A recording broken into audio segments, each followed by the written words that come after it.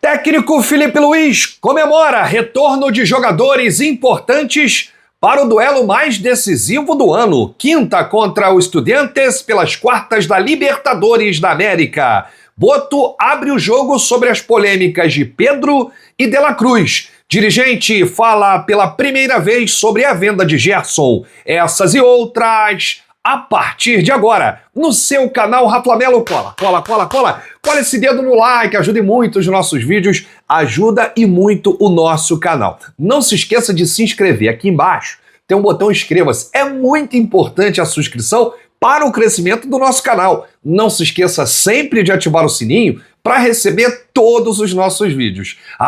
Flamelo 81 nossa gente, vem comigo, assiste até o final, não pule isso que é uma parte, porque tem muita informação do rubro-negro mais querido do Brasil e do mundo. Quero lembrar que amanhã tem sorteio de 100 mil reais no Pix do Milhão. Você já pegou seus números da sorte? Ainda não? Aqui no link, no comentário fixado e na descrição, você pode pegar seus números da sorte, adquirir seus e-books do Pix do Milhão e concorrer a 100 mil reais amanhã e 1 milhão de reais sexta-feira. Depois não diz que eu não avisei, hein? O Pix do Milhão tem autorização do governo federal e tem muitos artistas divulgando. Tem, Tiro Lipa, Rodrigo Faro, Zé Felipe, Leonardo e agora tem um paparazzo rubro-negro, hein? Tô ligado. Alô, paparazzo, entrou pro time, né? É o Pix do Milhão, então adquira já agora os seus números para concorrer a 100 mil amanhã e 1 milhão de reais na próxima sexta-feira.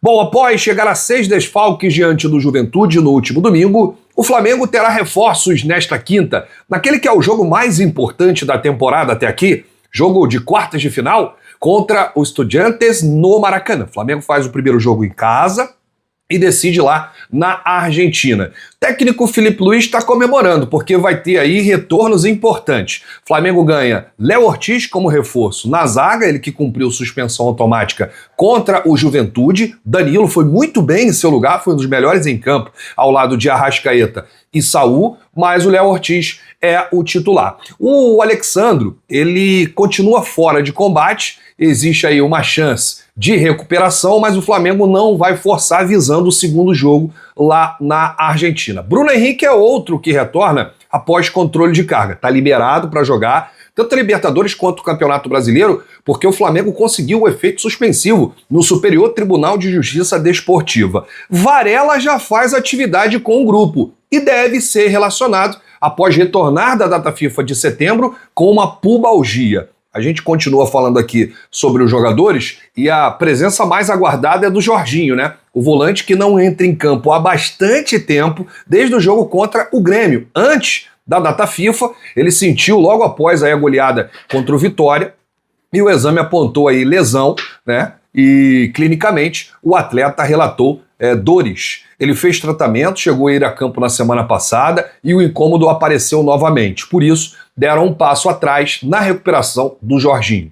A sua evolução é considerada boa internamente, porém, o jogador ainda faz trabalhos em campo com a fisioterapia. E aí, no mesmo jogo contra o Vitória, o Alexandre teve um problema, logo no início da partida, né?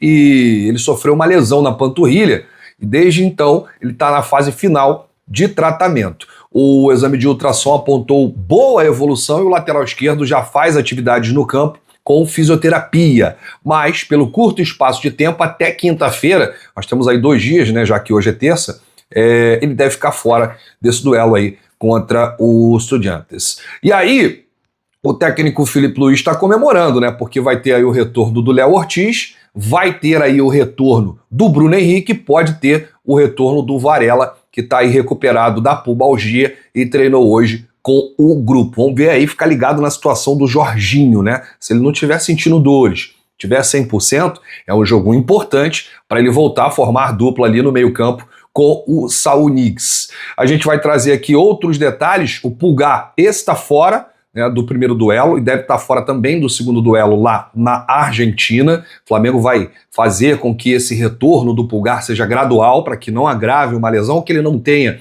uma lesão novamente, né, o problema que ele teve no Mundial de Clubes e precisou fazer uma cirurgia no Chile. Ele deve voltar no final do mês de setembro, início de outubro. É um desfalque que faz falta aí no time do Flamengo. A gente vai trazer muitas informações sobre esse jogão de quinta-feira, pré-jogo, amanhã é quarta, tem atividade do Flamengo, aliás, amanhã é a última atividade, é aquela atividade que o Filipe Luís fecha o time ali na cabeça, os 11 iniciais, enfim, a gente vai falar muito disso até a próxima quinta-feira. Bom, o José Botto, ele deu uma entrevista ao UOL, o jornalista Rodrigo Matos, o jornalista Bruno Braz. A gente, inclusive, trouxe algumas pílulas do diretor executivo de futebol do Flamengo no vídeo da manhã e a gente prometeu que iria trazer aí as outras respostas do Botto no vídeo da tarde e a gente separou aqui as polêmicas com Pedro, De La Cruz, a venda de Gerson e muito mais. Bom, sobre a polêmica envolvendo o atacante Pedro, o Botto disse: o mais importante é que tudo aquilo que se falou e foi dito sobre o Pedro resultou num Pedro diferente.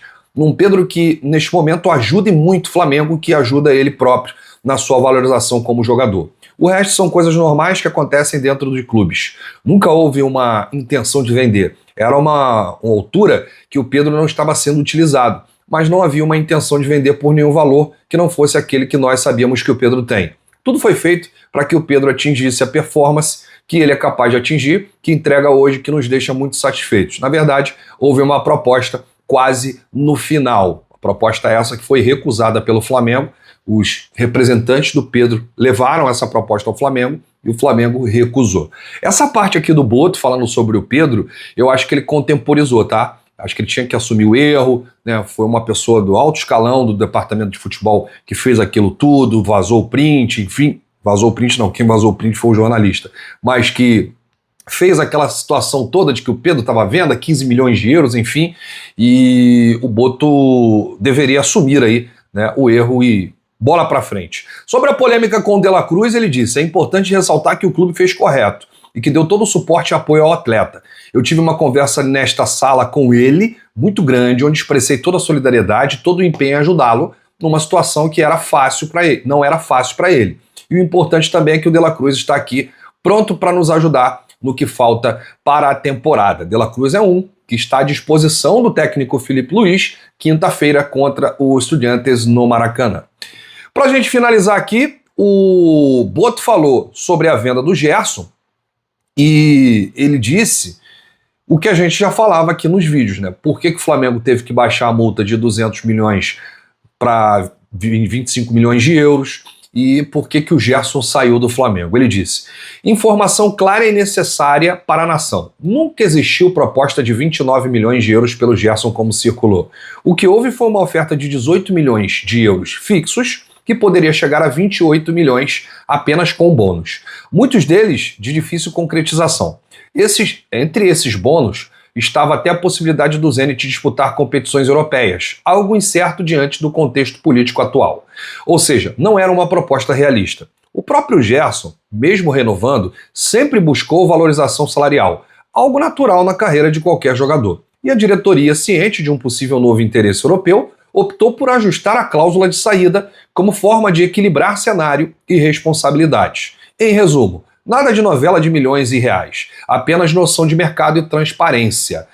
Tá aí o Botto falando que teve que reduzir a multa do Gerson, porque no momento da renovação do atleta com o clube, ali todo mundo já sabia que ele estava vendido, né? Ou que o Zenit iria pagar a multa rescisória e o Flamengo preferiu colocar 25 milhões de euros para receber à vista mais de 150 milhões de reais pelo Coringa. Sobre priorizar o Campeonato Brasileiro, que polêmica que deu, né, gente, depois dessa fala da diretoria. E aí ele teve que explicar e disse: acho que foi mal explicado ou mal interpretado. É muito mais fácil você programar e não estar defendendo fatores externos, fatores que são normais no futebol, num campeonato de pontos corridos, do que numa eliminatória. Porque basta um dia ruim para pôr tudo a perder. Se temos um jogo ruim como tivemos, por exemplo, contra o Central Córdoba, o que pode acontecer?